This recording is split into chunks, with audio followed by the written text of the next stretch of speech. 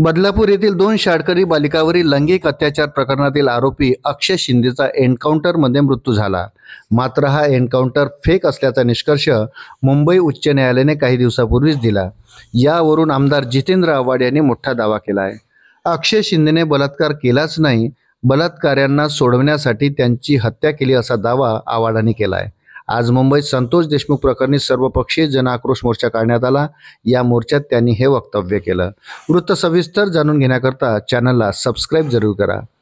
जितेंद्र आव्हाड म्हणाले, अक्षय शिंदेला ज्या अंतरावरून गोळी मारली ते अंतर अतिशय हास्यास्पद आहे।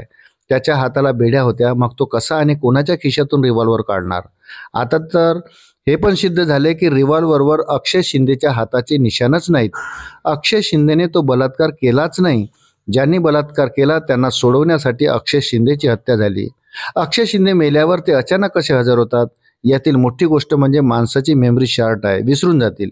या एकाच गेमवर लोक खेळतात। त्याला मारलं तो माझा मतदारसंघ आहे, तिथे चहावाला आहे, त्याने मला सांगितलं काहीतरी लफडा झाला, फायरिंग झाली, लगेच दुपारी अक्षय शिंदेचं प्रकरण समोर आलं, असं जितेंद्र आव्हाड म्हणाले।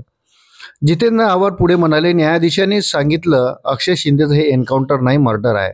अक्षय शिंदे प्रकरणात अजूनपर्यंत गुन्हा दाखल नाही। ज्येष्ठ पोलीस अधिकारी पोलीस व्हॅनमध्ये जाऊन बसतो। मुंबईचे पोलीस काय करू शकतात हे दाऊदला माहीत आहे, असं जितेंद्र आव्हाड म्हणाले। नाना पटोले म्हणाले, न्यायालयाने स्पष्ट केलंय की हे फेक एन्काउंटर आहे।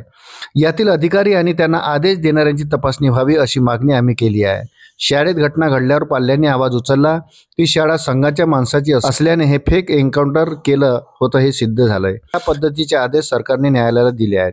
बलात्कार केला की नाही याची माहिती माझ्याकडे नाही। संजय शिंदे हा पोलीस अधिकाऱ्याकडून बंदूक हिसकावली आणि स्वतः आत्महत्या केली असं पोलिसांनी त्यावेळी रेकॉर्डला आणलं होतं। त्यावर आलेले फिंगरप्रिंट अक्षय शिंदेचे नाही हे न्यायालयानं सांगितलं। त्यानंतर हा सगळा उलगडा झाला। आपले पाप लपवण्यासाठी सरकारने एका निरपराध व्यक्तीची हत्या केली आहे।